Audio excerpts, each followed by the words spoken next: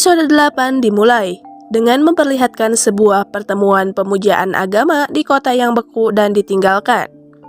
Mereka dipimpin oleh David, dan ia saat itu memberitahu seorang gadis yang menangis bahwa tanahnya terlalu keras untuk mengubur almarhum ayahnya, sehingga mereka harus menunggu sampai musim semi, barulah nanti akan menguburkan ayahnya.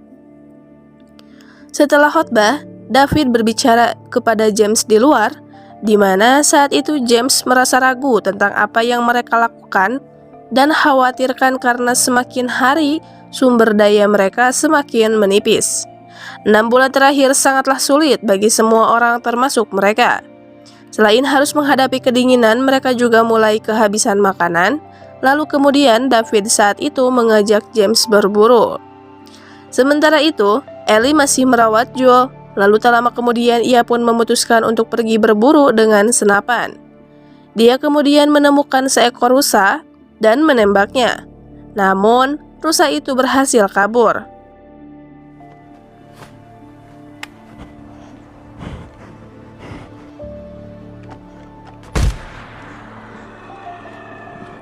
Ellie pun mengejar rusa itu, namun ternyata rusa yang kehabisan darah itu malah berhasil ditemukan oleh David dan James. Tak lama kemudian Ellie pun datang dan menahan mereka di bawah todongan senjata.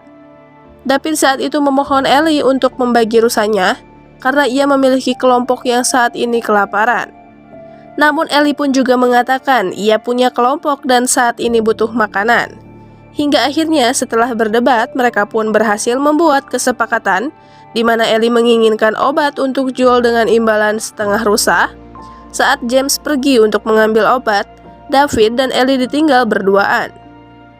Setelah itu mereka pun menuju ke tempat perlindungan dengan terus diawasi oleh Ellie. Saat itu David perlahan mengobrol dan membuat Ellie lengah. Ia juga menceritakan bahwa dia dulunya bukan pendeta dan hanya seorang guru matematika.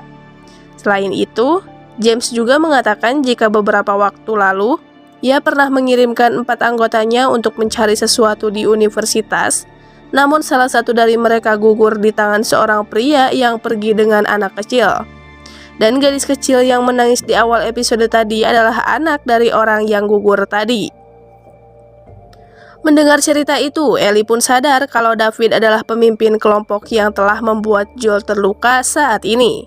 Tak lama kemudian James pun datang dari belakang. Namun saat itu David memerintahkan James untuk memberikan obatnya. Setelah mendapatkan obat itu, Ellie bergegas kembali untuk menemui Joel dan menyuntikkan obatnya. Setelah itu ia pun memeluk Joel dengan penuh kasih sayang.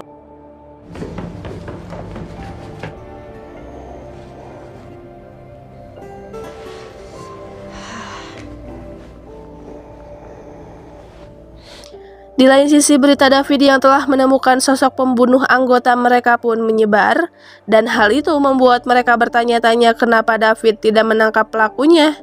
Namun ternyata David akan mencari dan menangkap mereka besok, dan mengikuti jejak Ellie lalu akan membawa Joel dan Ellie ke pengadilan. Anak dari si korban yang bernama Hannah mengatakan untuk membunuh mereka saja. Namun David malah menamparnya, dan ia menegaskan agar Ellie ditangkap hidup-hidup. Setelah itu mereka pun makan malam dengan menu rusa sebelumnya.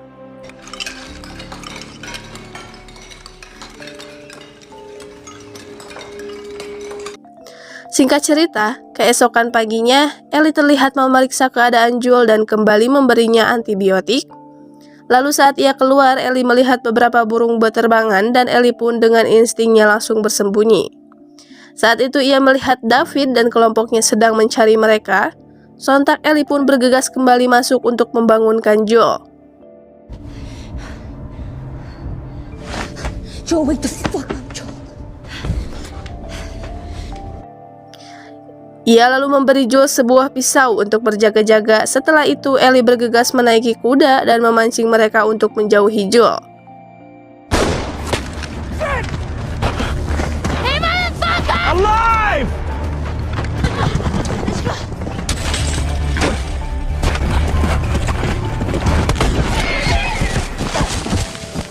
Ellie pun terlempar dan jatuh dari kudanya. Kemudian David mengangkat Ellie dan membawanya pergi.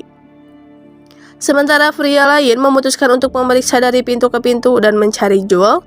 Ketika salah satu pria menuju ke ruang bawah tanah, Joel tidak lagi berbaring, dia menyergap pria itu dari belakang.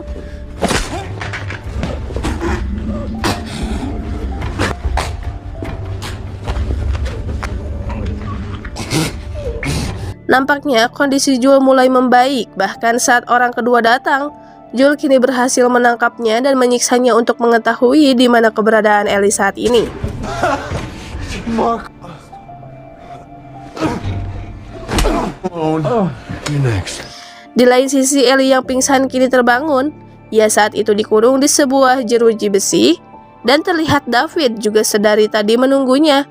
Lalu saat itu ia mengatakan jika kelompoknya sangat ingin membunuh Ellie, namun dirinya yang sengaja menyelamatkan Ellie. Setelah David pergi, Ellie mencoba mencari-cari jalan keluar. Dia melihat telinga yang terputus dan percikan darah di lantai. Disinilah dia menyadari bahwa David dan yang lainnya adalah kanibal. Tak lama kemudian David pun datang sambil membawa makanan. David yang sadar Ellie sudah mengetahui rahasianya pun mengatakan jika makanan itu daging rusak kemarin. Namun Ellie benar-benar marah. Ia menendang makanan itu. Kemudian David kembali menjelaskan jika hal itu terpaksa ia lakukan. Kelompoknya butuh makanan dan ia adalah harapan mereka, sehingga mereka harus tetap makan meskipun mereka nggak tahu makanan itu dari mana asalnya. David membujuk Ellie untuk bergabung dengannya. Mereka akan memerintah anggota kelompok dan ia juga akan menjamin Joel selamat. Ellie pada saat itu pelan-pelan memegang tangan David dan sepertinya ia pun tertarik. Namun ternyata Ellie tak sebodoh itu. Ia malah mematahkan jari David dan menggigitnya juga.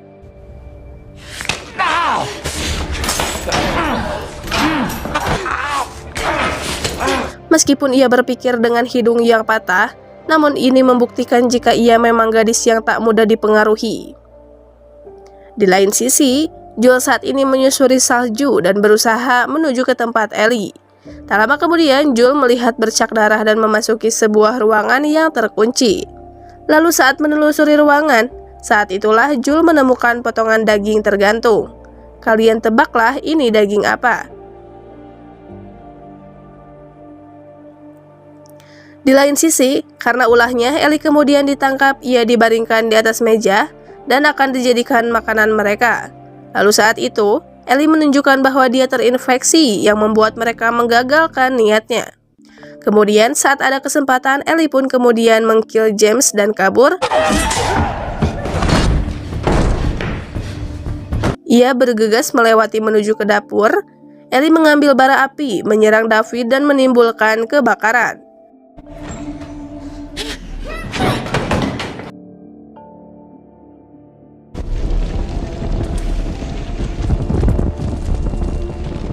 David saat itu mencari keberadaan Ellie. Sementara di lain sisi, diam-diam Ellie mengambil pisau dapur dan bersembunyi di bawah bar. Api pun semakin membesar, sementara Ellie masih menunggu waktu yang tepat, hingga kemudian berhasil menikam David dari samping. Namun, David berhasil melemparkannya ke bawah. Untung saja Ellie berhasil mengambil kembali pisau dan terus-menerus menusuknya.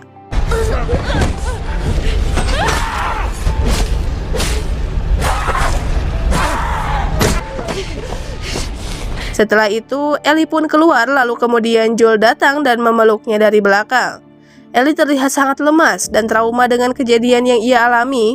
Joel pun menenangkannya dan kemudian membawa Ellie pergi untuk melanjutkan perjalanan.